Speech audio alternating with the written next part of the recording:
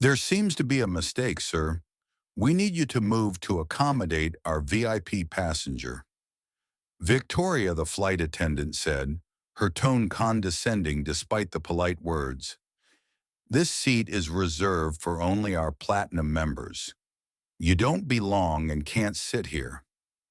Behind her stood Vivian Blake, an elegantly dressed white woman, tapping her designer watch impatiently. Her eyes darted between Elon, the black man, in the seat he occupied, seat 2A, which she clearly considered her rightful place. I always sit there.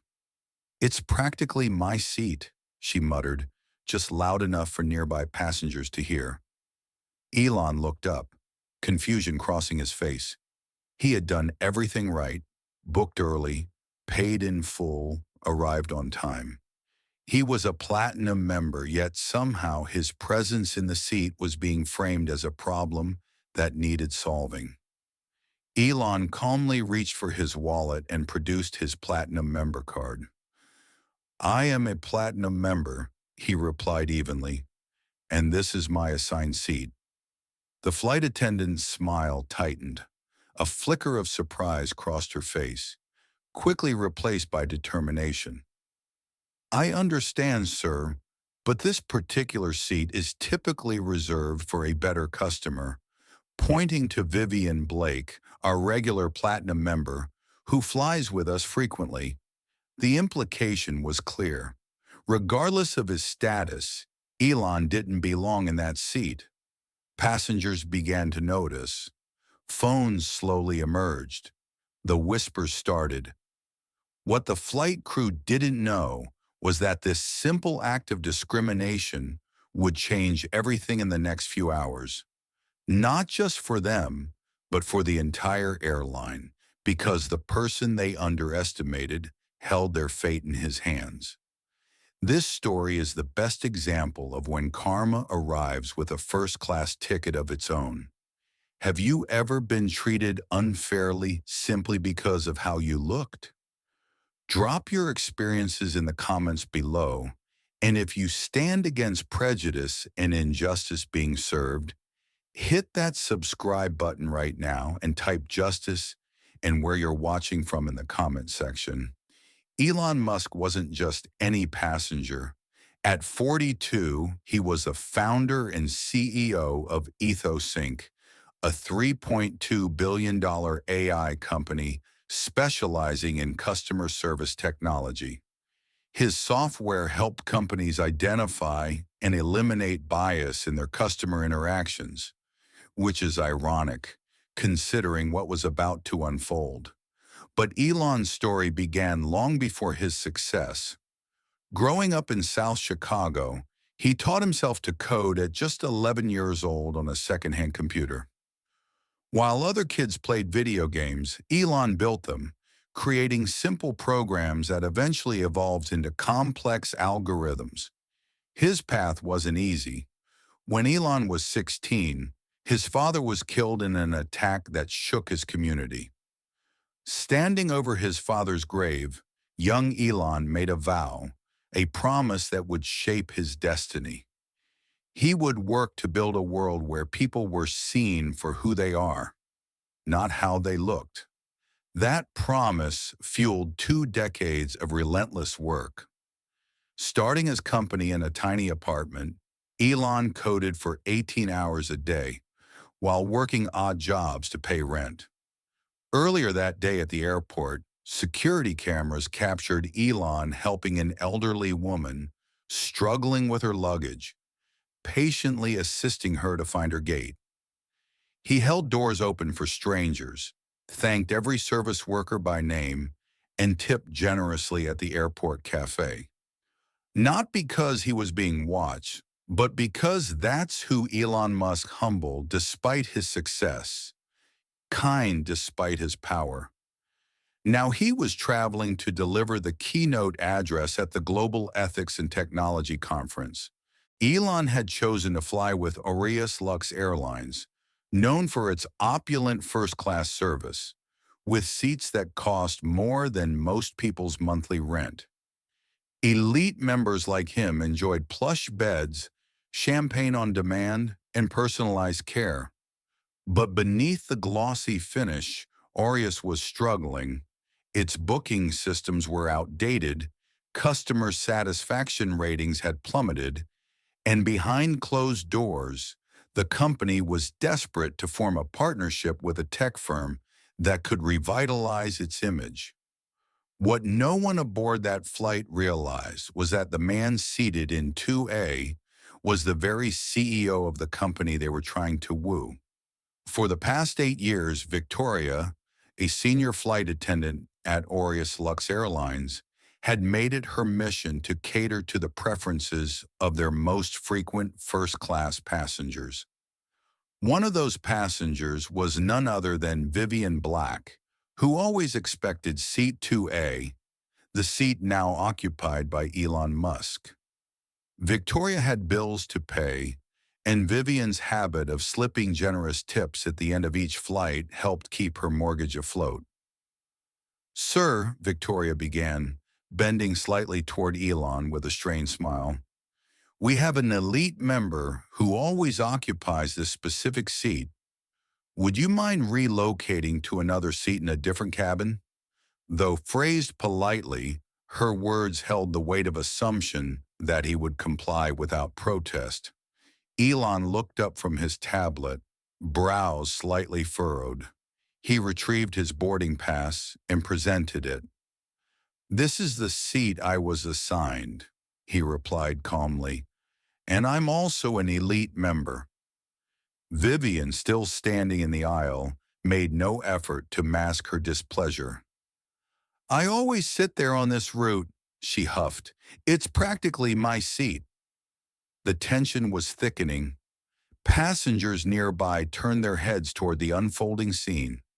Victoria shifted her stance uncomfortably, her eyes darting between Vivian and Elon.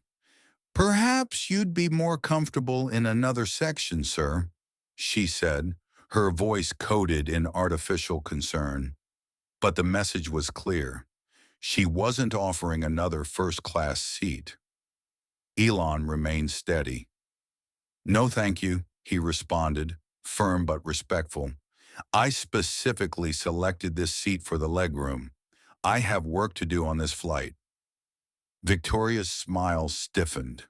Without a word, she turned and walked briskly toward the front of the cabin, stealing glances back at Elon every few steps. What happened next? Few noticed in the moment, but one passenger, seated directly across the aisle, caught it on their phone camera.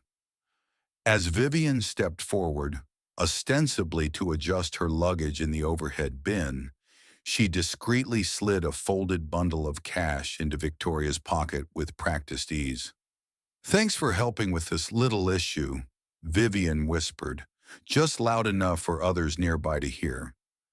A faint flush crept up Vivian's cheeks as she accepted the bribe. And just like that, a seemingly minor seating conflict evolved into something far darker, a clear act of discrimination fueled by entitlement and sealed with hush money. The energy in the first-class cabin shifted. Moments later, Dorian Chase, the cabin supervisor, arrived at Elon's row. He walked with the stiff posture of someone used to being obeyed, his tone as formal as his crisp uniform. "Sir, I'll need you to relocate to accommodate a VIP guest," Dorian announced, his voice raised enough for surrounding passengers to hear. This wasn't a suggestion, it was a directive. Elon met Dorian's eyes with calm composure. "I've already shown my boarding pass and elite status," he said. Dorian's face tightened. A muscle twitched near his jaw as he leaned in slightly, his voice taking on a condescending tone that made several nearby passengers shift uncomfortably in their seats. "Perhaps you're unfamiliar with how things work on this airline," Dorian said, emphasizing each word as if speaking to a child. "We accommodate worthy customers who have specific preferences." By now, the confrontation had captured the attention of nearly everyone in the first-class cabin, A businesswoman across the aisle discreetly angled his phone toward the interaction, openly recording the escalating situation. Within hours, these videos would be viewed millions of times online. Vivian remained standing in the aisle, her designer handbag clutched against her chest, her impatience becoming increasingly theatrical. She checked her watch dramatically before letting out an exaggerated sigh that echoed through the cabin. "I have an important meeting right after landing," she announced to no one in particular. "I need my usual seat. This is beyond ridiculous." The other passengers' expressions told the real story. "You should get out of the seat. He doesn't even look like someone that can afford it anyway." One of them said Dorian, emboldened by Vivian's performance, leaned down closer to Elon. His voice dropped to a near whisper, but in the tense quiet of the cabin, his words were still audible to those nearby. "Sir, we can do this the easy way, or we can make this difficult. Your choice." The threat hung in the air. A moment stretched into seconds as passengers held their breath, waiting for Elon's response. Many people might have yielded at this point. The pressure of public confrontation, the implicit threat, the desire to avoid further escalation. But Elon Musk wasn't most people. His calm never wavered as he looked Trevor directly in the eyes. "I'm not moving," he stated firmly. "This is my seat." 6 simple words, delivered without anger or aggression, but with absolute certainty. Dorian's face flushed red. This wasn't going according to plan. He straightened up, adjusted his uniform tie, and without another word walked briskly toward the front of the cabin. He picked up the service phone, his back to the passengers, but his agitated gestures were visible to all. The lines had been drawn. What should have been a routine flight was about to become something none of the people involved would ever forget. The tension in the cabin was palpable as Dorian spoke urgently into the service phone. Passengers exchanged glances, some typing furiously on their phones, others watching with undisguised interest. Elon had returned to reviewing his presentation, his calm exterior revealing nothing. Nothing of what must have been going through his mind. 5 minutes passed before the cockpit door opened. Captain Jack Slater emerged, his weathered face set in a professional mask, as he followed Dorian down the aisle. Victoria trailed behind them, visibly uncomfortable with the escalating situation. The captain's appearance signaled to everyone that this had moved beyond a simple seating dispute. This was now an official intervention. Captain Jack stopped beside Elon's seat, towering above the seated passenger. His voice carried the practiced authority of someone used to being obeyed without question.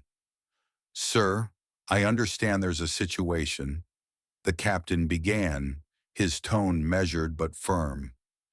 "My crew has the authority to assign seats as needed for the comfort and convenience of all passengers."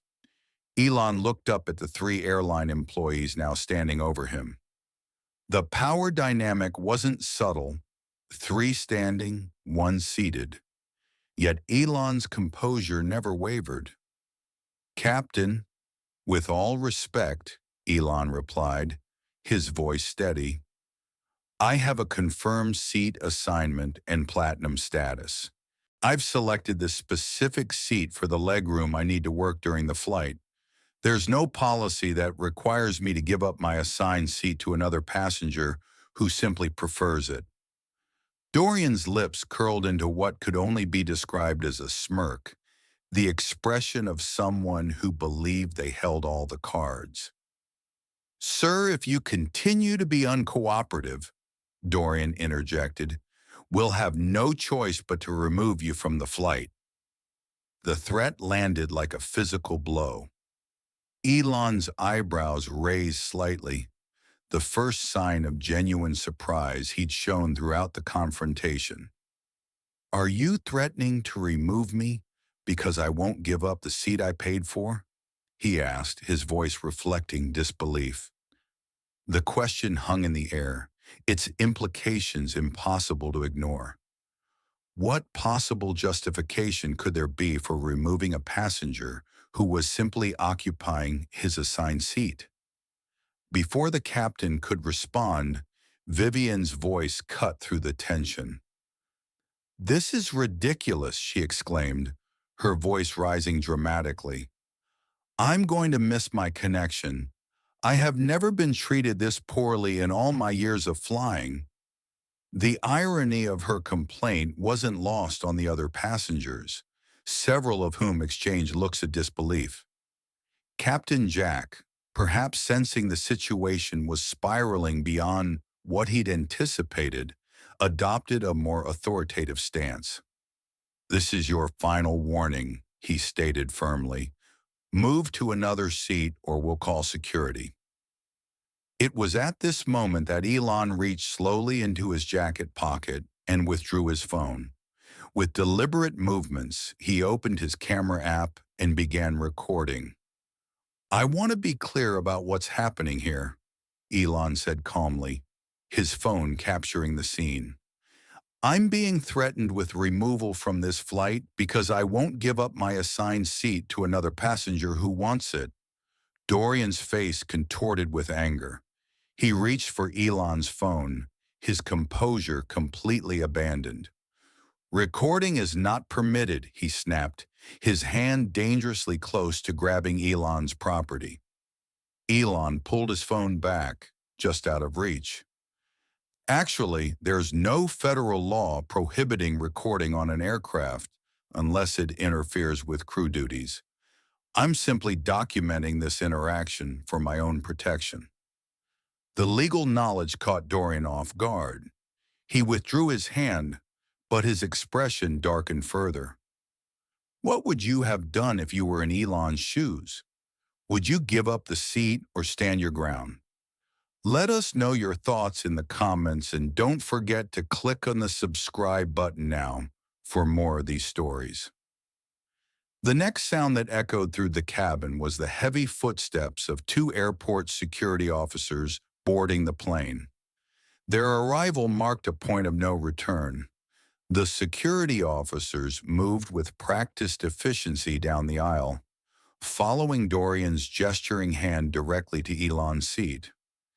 Elon remained seated, back straight, expression composed, though he was now being publicly humiliated for doing nothing more than occupying the seat he had paid for. His phone continued recording from his lap. "Sir," one of the officers began, voice firm but not aggressive, "we've been notified of an issue requiring your removal from the flight." Elon nodded once in acknowledgement, never dropping his calm. "I'd like to understand exactly what airline policy I violated," he asked evenly. "I'm in my assigned seat with a valid boarding pass and elite status." The two officers hesitated, exchanging uneasy glances. It was quickly becoming clear they had been summoned not for safety, but for optics, and the story they were told wasn't matching what they were seeing. "You'll need to gather your belongings and come with us, sir," the second officer said, noticeably avoiding the question. Elon turned his gaze past them, directly to Jack Slater, who now stood several feet away, flanked by Dorian and Victoria. "Captain," Elon asked clearly, "am I being removed for refusing to surrender my properly assigned seat to another passenger?" There was a pause, one that stretched long enough for passengers to hold their breath. "You're being removed for causing a disturbance," the captain replied, his voice low, the words sounding hollow even as they left his mouth. A quiet murmur ran through the cabin. In row 2, an elderly man shook his head, clearly disapproving. Near the back of first class, A young woman dabbed at her eyes, visibly emotional. Still silent, Elon gathered his belongings. He slid his tablet into its case, packed away his notes, and rose slowly. Meanwhile, Vivian Blake, who had been watching the entire ordeal from the aisle, allowed a smug smile to stretch across her lips. This was her victory. In her mind, justice had been served, her seat reclaimed. "Serves him right," someone muttered from a few rows away. "He doesn't look like he belongs up here anyway." "But he didn't do anything wrong," another passenger shot back. "I'm recording everything," a third announced, holding their phone high. Still, the removal proceeded. Elon didn't resist, didn't argue, didn't break. He walked down the aisle with his back straight, head high, eyes fixed forward. The bearing of a man who had encountered injustice before and refused to let it break him.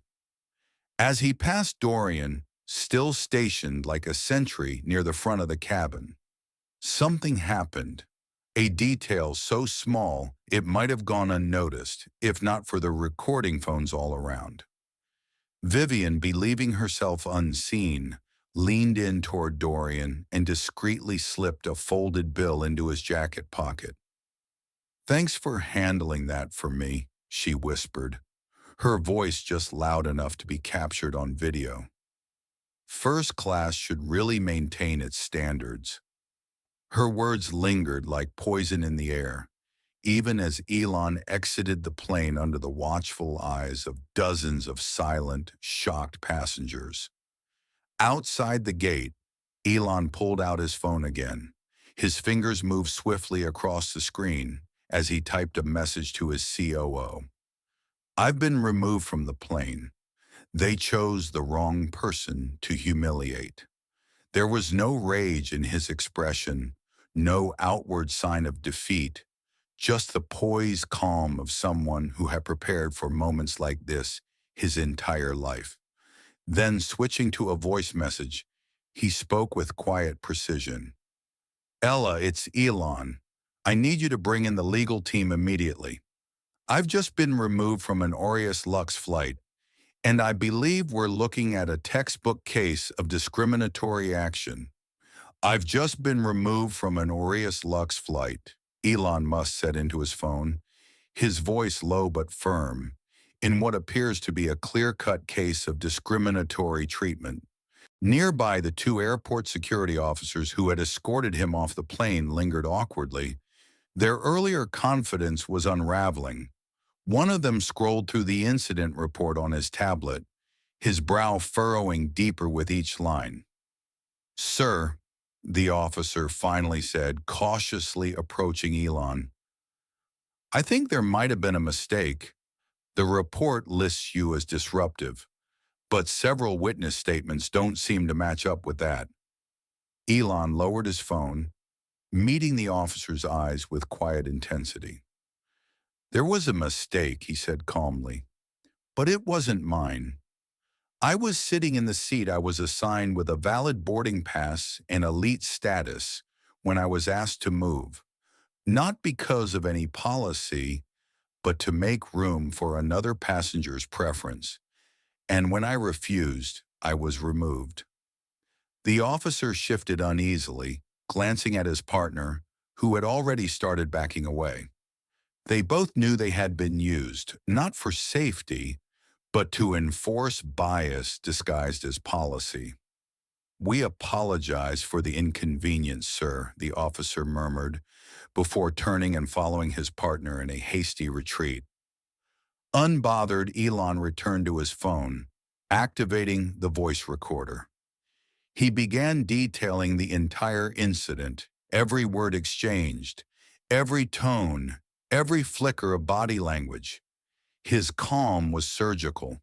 This wasn't just for memory, it was for evidence. Just then, a soft voice broke through the buzz of the terminal. "Excuse me, sir." Elon turned. A young woman stood before him, clutching her carry-on and phone. He recognized her immediately. She'd been seated across the aisle in first class. "I followed you off the plane," she said, emotion trembling in her voice, "because I couldn't just sit there and pretend that was okay." She held up her phone. On the screen was crystal clear footage of the entire incident, from the moment Victoria first approached all the way to the humiliating removal, and most damning of all, the moment Vivian Blake slipped cash into Dorian's pocket. "This was wrong," the woman continued. "It was discrimination, plain and simple, and you should have this." For the first time since the ordeal began, Elon's face softened. "Thank you," he said, his voice full of quiet gratitude. "This could make a real difference." They exchanged contact details. She promised to send the full, unedited video immediately, and to testify if necessary. What neither of them knew yet was that within hours her video would be seen by millions. Meanwhile, back aboard Flight 716, Vivian Blake had made herself comfortable in Seat 2A, the seat she now believed she'd rightfully reclaimed. Her expression oozed smug triumph as Victory returned, presenting a glass of champagne with an exaggerated smile. It was quickly becoming clear they had been summoned not for safety, but for optics, and the story they were told wasn't matching what they were seeing. "You'll need to gather your belongings and come with us, sir," the second officer said, noticeably avoiding the question. Elon turned his gaze past them, directly to Jack Slater, who now stood several feet away, flanked by Dorian and Victoria. "Captain," Elon asked clearly, "am I being removed for refusing to surrender my properly assigned seat to another passenger?" There was a pause, one that stretched long enough for passengers to hold their breath. "You're being removed for causing a disturbance," the captain replied, his voice low, the words sounding hollow even as they left his mouth. A quiet murmur ran through the cabin. In row 2, an elderly man shook his head, clearly disapproving. Near the back of first class, a young woman dabbed at her eyes, visibly emotional. Still silent, Elon gathered his belongings. He slid his tablet into its case, packed away his notes, and rose slowly. Meanwhile, Vivian Blake, who had been watching the entire ordeal from the aisle, allowed a smug smile to stretch across her lips. This was her victory. In her mind, justice had been served, her seat reclaimed. "Serves him right," someone muttered from a few rows away. "He doesn't look like he belongs up here anyway." "But he didn't do anything wrong," another passenger shot back. "I'm recording everything," a third announced, holding their phone high. Still, the removal proceeded. Elon didn't resist, didn't argue, didn't break. He walked down the aisle with his back straight, head high, eyes fixed forward. The bearing of a man who had encountered injustice before and refused to let it break him. As he passed Dorian, still stationed like a sentry near the front of the cabin, something happened, a detail so small it might have gone unnoticed if not for the recording phones all around. Vivian, believing herself unseen, leaned in toward Dorian and discreetly slipped a folded bill into his jacket pocket. "Thanks for handling that for me," she whispered, her voice just loud enough to be captured on video.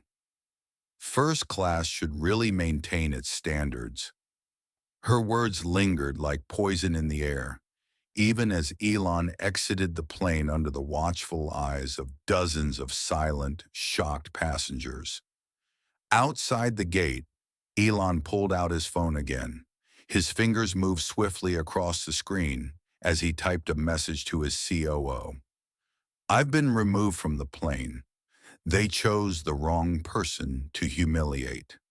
There was no rage in his expression, no outward sign of defeat, just the poised calm of someone who had prepared for moments like this his entire life. Then, switching to a voice message, he spoke with quiet precision. Ella, it's Elon. I need you to bring in the legal team immediately. I've just been removed from an Aureus Lux flight, and I believe we're looking at a textbook case of discriminatory action. I've just been removed from an Aureus Lux flight, Elon Musk said into his phone, his voice low but firm, in what appears to be a clear-cut case of discriminatory treatment. Send me the video, he said, suddenly alert. When the footage played on his screen, the transformation in his face was unmistakable. Concern gave way to horror, the clear bias, the money-changing hands, the man's dignity in the face of humiliation. It was a PR nightmare unraveling in real time. Do we know who he is? Edward asked, his voice brittle. There was a long pause, then Monica answered, Yes, sir. According to the flight manifest, his name is Elon Musk. Edward sat still, the silence stretching across the office like a held breath. Did you say Elon Musk? He finally asked, barely above a whisper. Yes, sir, she confirmed. Edward leaned back in his chair, eyes unfocused. Elon Musk is the founder and CEO of EthosSync, he said, more to himself than anyone else. The same company we've been trying to lock into a $50 million tech partnership. The same company that's been quietly buying up our stock for the past 2 years. Meanwhile, in a private lounge across the airport, Elon sat at the head of a rapidly forming war room. Ella, his COO, had arrived just 20 minutes after his text. Alongside her were the company's general counsel and head of communications. Laptops were open, phones buzzed, the air snapped with intensity and focus. The video just hit 2 million views, said the communications director, spinning her screen to show the live analytics. It's trending on 3 platforms. Major media outlets are starting to pick it up. Elon and Ella locked eyes, a glance loaded with years of shared battles and unspoken understanding. They have no idea we were already evaluating their corporate culture as part of the deal, Ella said, shaking her head. They just gave us the answer we needed, without realizing who was watching. Back inside Aureus's headquarters, chaos had fully taken hold. The social media team was in triage mode. Screens flashed nonstop updates. Aureus discrimination had begun trending nationwide. Celebrities, influencers, and advocacy groups were now amplifying the story. Some with personal messages of support, others with fury. The video's view count had surpassed 5 million and was still climbing. In the executive suite, Edward Black was now surrounded by his senior team. The CFO, CMO, and head of operations stood in silence as the storm unfolded. Sir, his assistant said, holding out a phone, we have Elon Musk's office on the line. They're willing to take your call. The room froze. Edward inhaled deeply, nodded, and accepted the call on speakerphone. Mr. Musk, he began, his voice tight and laced with forced civility, I want to extend our sincerest apologies for the unacceptable incident this morning. Wait, interrupted the CFO, who had been furiously searching internal records. The Elon Musk? The tech CEO? Edward gave a grim nod, just as Elon's voice came through the speaker, calm, composed, and deliberate. Mr. Black, thank you for speaking with me. I assume by now you're aware that EthosSync holds approximately 25% of Aureus Lux Airlines stock, a controlling interest when combined with our strategic partners. A ripple of panic moved across the boardroom. I'm calling for an immediate emergency shareholders meeting, Elon continued, not missing a beat. Today's events have raised grave concerns about your company's internal culture and its ability to treat all passengers with fairness and dignity. Within hours, the boardroom on the top floor of Aureus headquarters was packed. Directors had flown in, dialed in, or rushed over from personal engagements. Some still wore golf attire, others came straight from family outings. But every seat was filled. The tension was suffocating. They waited for the arrival of the man who now, effectively, held the airline's future in his hands. When Elon Musk entered, the atmosphere shifted instantly. Conversations cut off mid-sentence. Eyes turned. Silence fell. He walked with quiet confidence, wearing the same tailored navy suit he'd been wearing when he was removed from the plane. His presence alone was a statement, a reminder of what had happened and of what was coming next. After everything he had endured that day, Darius Cole walked into the boardroom with the quiet authority of someone who knew exactly who he was and what he was worth. He hadn't changed clothes. The same tailored navy suit he'd worn when security escorted him off the flight now became a symbol, a silent reminder of the injustice that had sparked this reckoning. Behind him followed his team, Ella, their general counsel, and two senior executives from Ethos Inc., whose roles in what would come next would soon prove pivotal. As Elon took his seat at the long, polished table, Edward Black clicked a remote. The lights dimmed. The massive screen at the front of the boardroom lit up, and the footage began to play. Every detail was captured in damning clarity. Dorian's arrogance, Captain Jack's hollow justification, Victory's enabling silence, and, most unforgivable of all, the exchange of money between Vivian Blake and the flight staff, both before and after Elon's removal. When the video ended, the room sat in suffocating silence. For nearly 30 seconds, no one spoke. Several board members stared down at the table, unable to meet Elon's eyes. Edward cleared his throat, his face ashen. "Mr. Musk," he began, "we want to extend our deepest apologies for the inexcusable treatment you received today.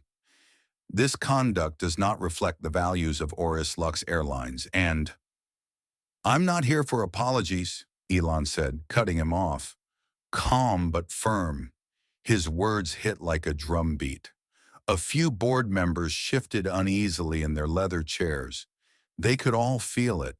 This wasn't going to be solved by PR statements or internal memos. As your largest individual shareholder, Elon continued, I have two immediate actions to demand. He laid his hands flat on the table. First, every staff member involved in this incident is to be terminated immediately. Second, I'm canceling the $50 million modernization contract EthosSync was negotiating with Aureus Lux. Edward glanced around the room, searching for support among his board. He cleared his throat again. Mr. Musk, while we understand your anger, perhaps we could consider suspensions. Some of these employees have been with us for years. There are union protections. Legal. This isn't negotiable, Elon said, his tone hardening just enough to leave no doubt. It's accountability. Or I walk and I take my investment with me. The air thickened. Everyone in the room understood the implications. If Elon sold off his 25% stake, the airline's market value would plummet.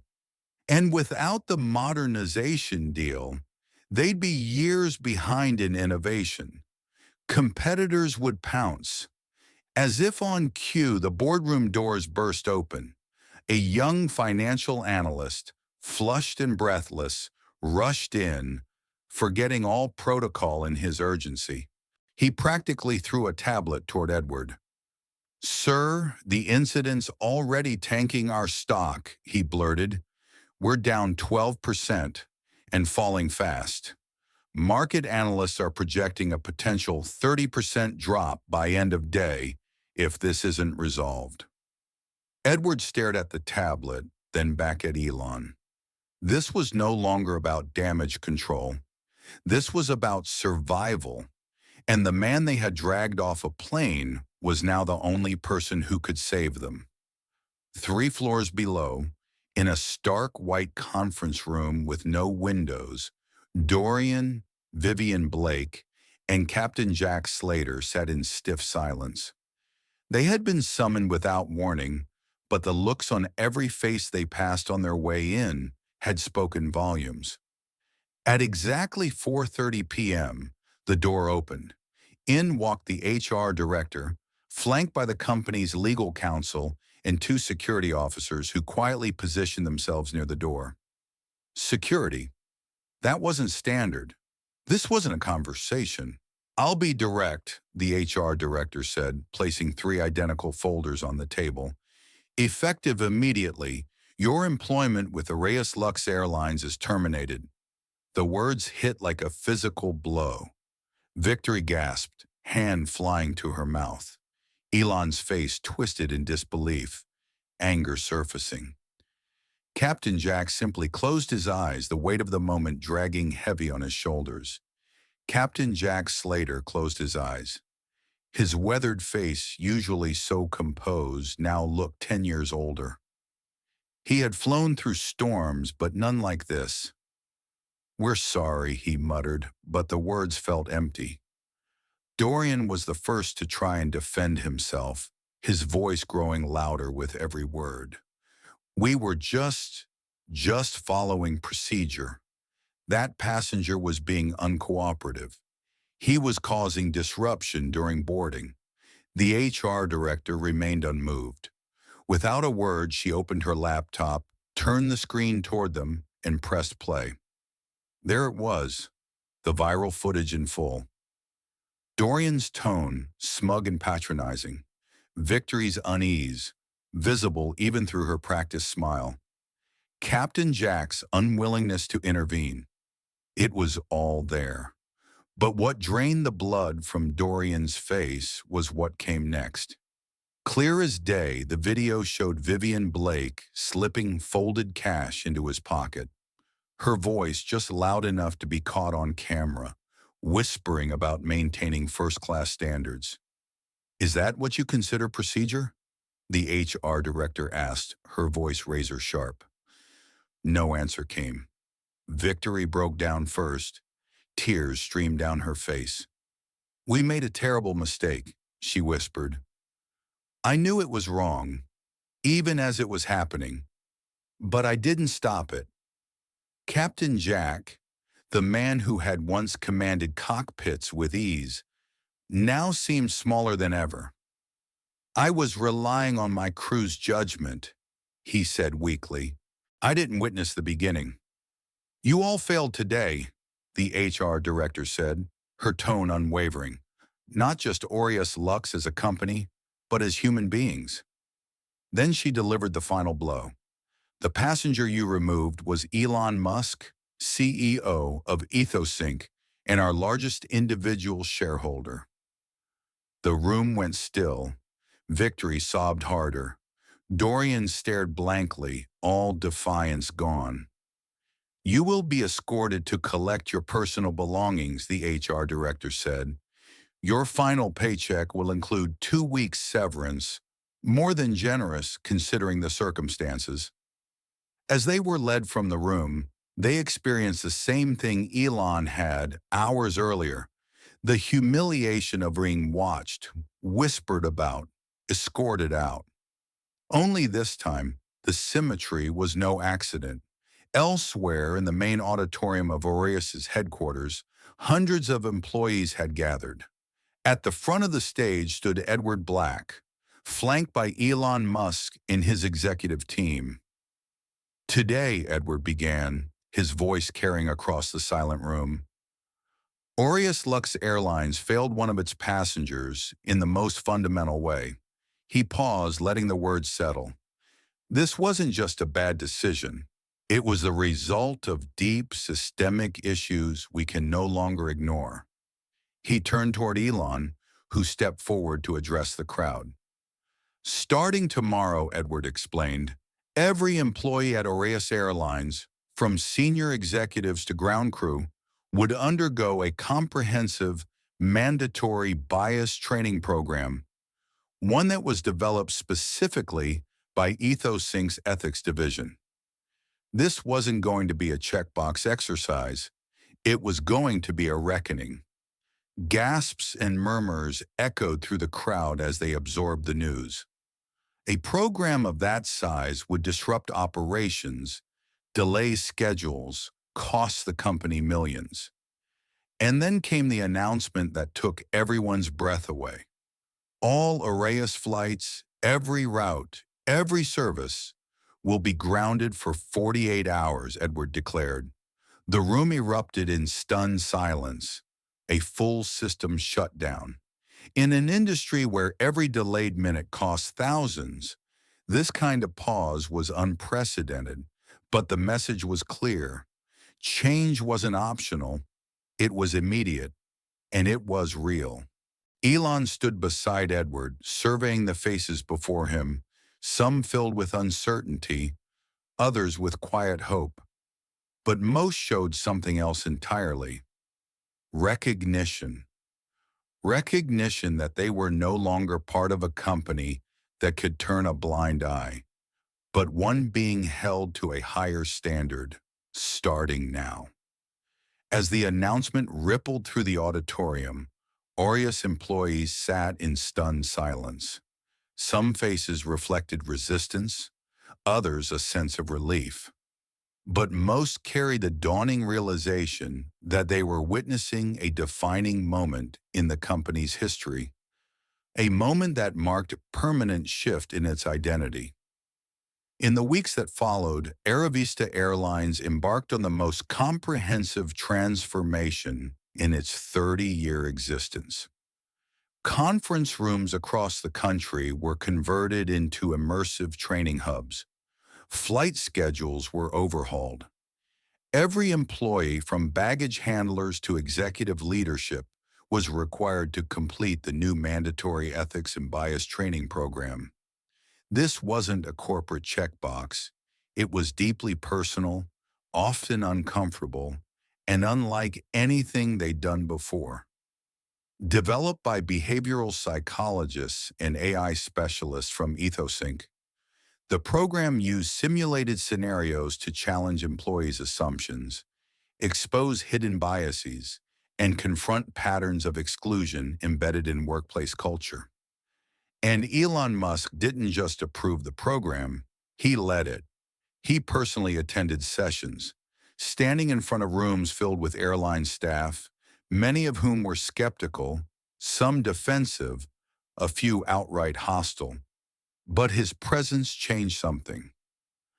"This is your chance," he would tell them, his voice firm but not unkind.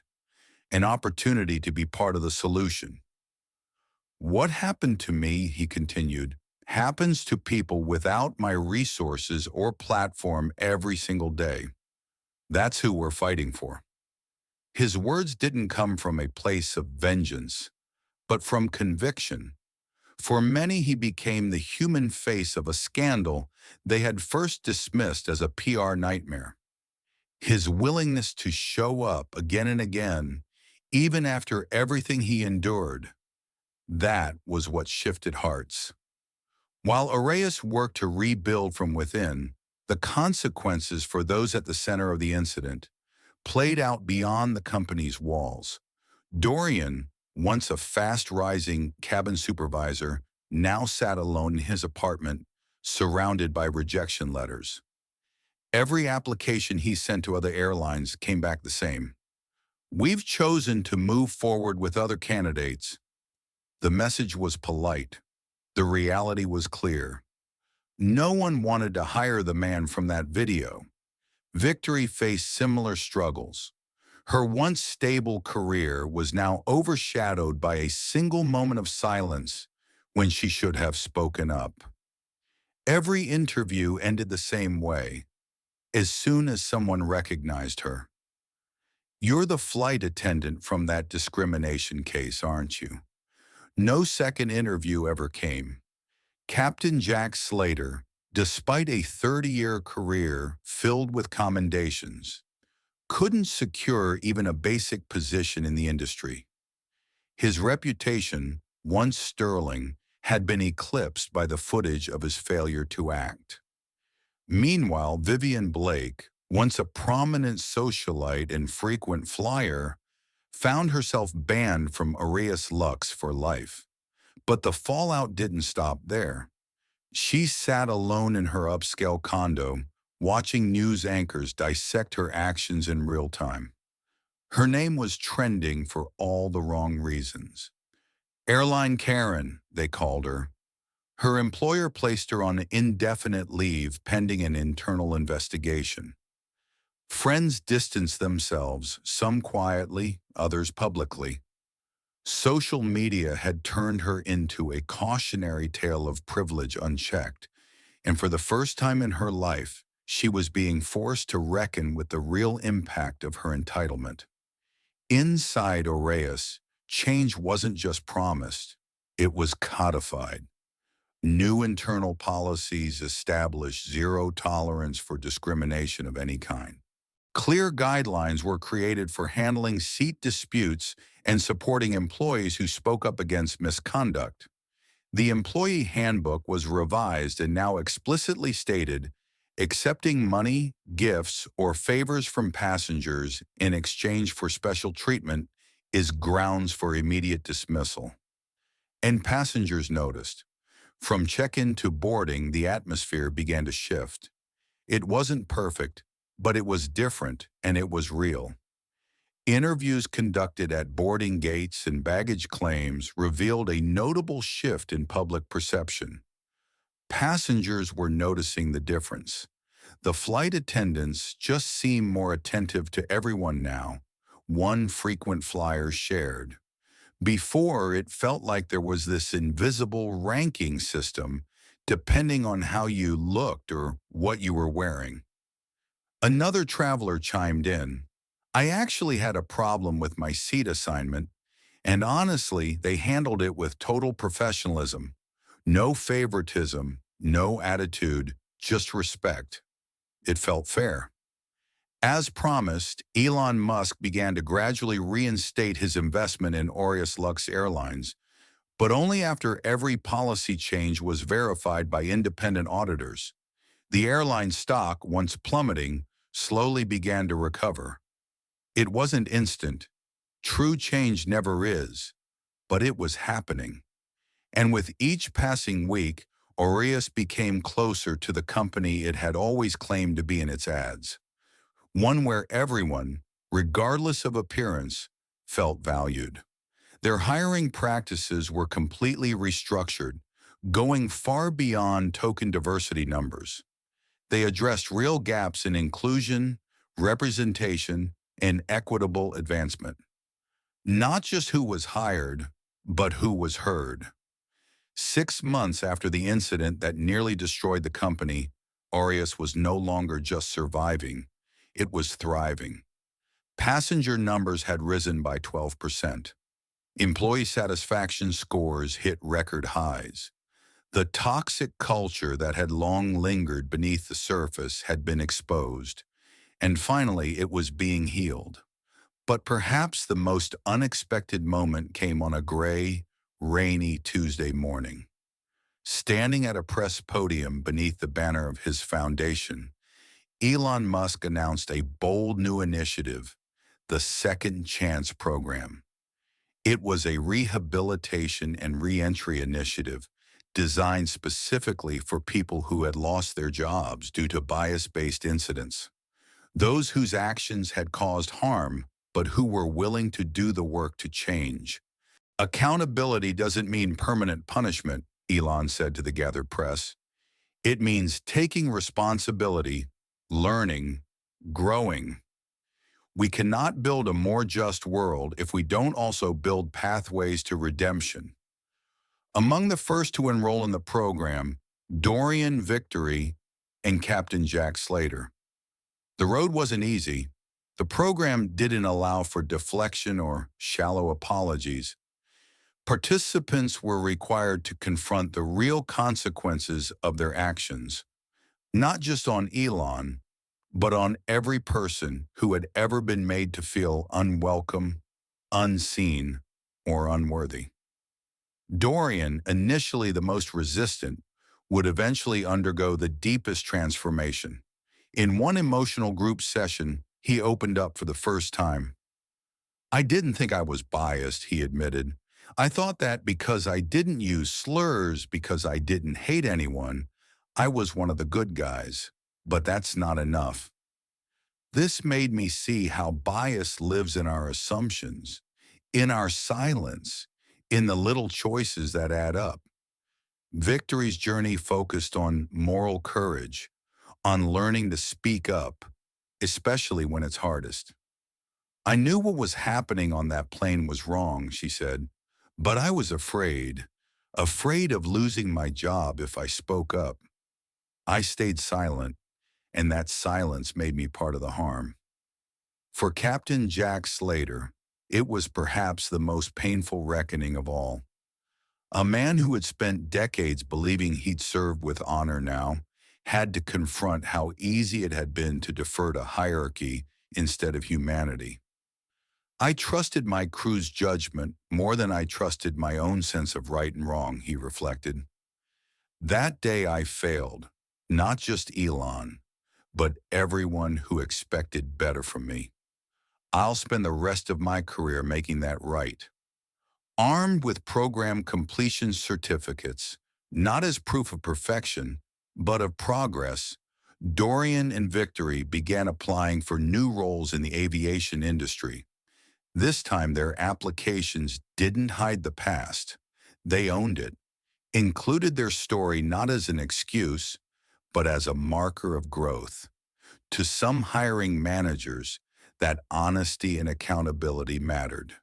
Victory was the first to get a second chance, not as a flight attendant, but as a ground crew member at a small regional airline. The pay was modest, the shifts were long, but it was something she never thought she'd have again, a chance to earn back trust. Dorian followed a month later, taking a position in the operations department of another airline. It wasn't glamorous, but it was honest work, and he was grateful for it. After completing the Second Chance program, Dorian found steady work in baggage handling at another airline. The position wasn't glamorous, but it was honest, and it gave him a new appreciation for the dignity of every role, something he had once overlooked. As for Captain Jack Slater, returning to the skies was no longer an option, but instead of retreating into regret, he found purpose in an unexpected place. He became an instructor within the Second Chance program, teaching new participants about the consequences of silence, bias, and leadership failure. "I'll never fly another commercial plane," he once told a class, "but if I can help others avoid the mistake I made, I'm still serving." Meanwhile, Araeus Lux Airlines was experiencing a renaissance unlike anything in its history. Independent auditors confirmed what passengers had already begun to notice. For the first time, the airline ranked #1 in customer satisfaction across all demographics. Black, Hispanic, Middle Eastern, and other underrepresented travelers were now reporting equal or better treatment than their white counterparts. A metric that should have always been the industry norm, but never had been.